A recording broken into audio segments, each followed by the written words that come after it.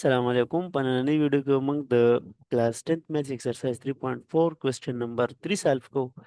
کوېسچن نمبر 3 کې موږ سره دی چې کله x minus y divided by z او y minus z divided by x or similarly z minus x divided by y دا د کې برابر وي، نو موږ سره دا پروف کول دي چې دا x is equal to y is equal to z. دا درې واړه بیا په خپل منځ کې برابر دي. خو دلته کې څه کنډیشن دي چې x y z چې کوم دي دا نان زیرو دي او x پلس y پلس z چې کوم دی دا د زیرو هم نه دی. ټیک ده که نه؟ نو سولوشن به سټارټ کو. سولوشن کې ګوره موږ سره ګیون دي چې دا سیزونه ټول د کې برابر دي. x minus y divided by z is equal to y minus z divided by x is equal to z minus x divided by y. او دا کې کېدای شي چې بوک کې نه نو دا ته ما میټاو که دې ځای کې.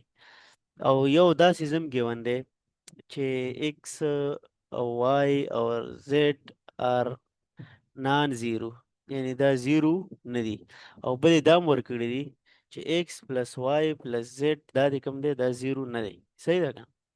نو موږ به دا واچو چې دا هر ټرم د کې برابر دی یوزینګ کې میتھډ x minus y divided by z is equal to k. Similarly, y minus z divided by x is equal to k. او دلته کې دا دریم نمبر هم z minus x divided by y is equal to k. نو دا z دې ته ملټیپلای کوي دا به شي x minus y is equal to z k. او دلته کې به موږ سره راشي y minus z is equal to x k.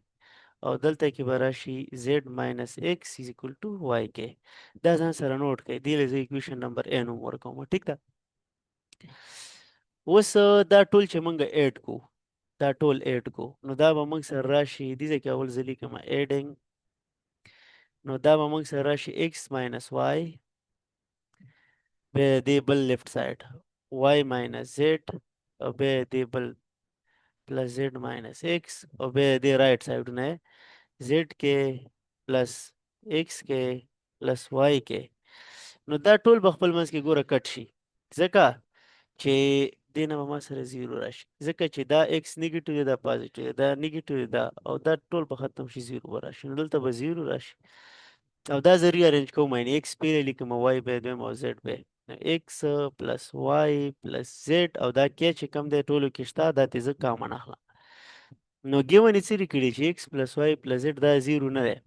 نو دلته ګوره دوه انسی دي، یو دا دی او یو دا کې دی. نو د دې پراډکټ زیرو دی او ګیون دا دی چې دا زیرو نه دی. د دې مطلب دا دی چې دا کې پکې زیرو دی. ټیک ده؟ چې کې زیرو رالو نو په دې اکویشن کې دا پټ کړئ. پټ ان اکویشن A. د اکویشن A کې د کې ویلیو زیرو پټ کړئ. نو دا به موږ سره راشي x minus y is equal to z ټایم زیرو. نو دې نه زد چې هر شی دې سره زیرو ملټیپلای کړي نو دا به راشي زیرو. او د دې دا مطلب دی چې x is equal to y. ټیک ده؟ ښه، په دې بل ځای کې دا کې زیرو پټ کړئ. نو y minus z is equal to x ټایم زیرو.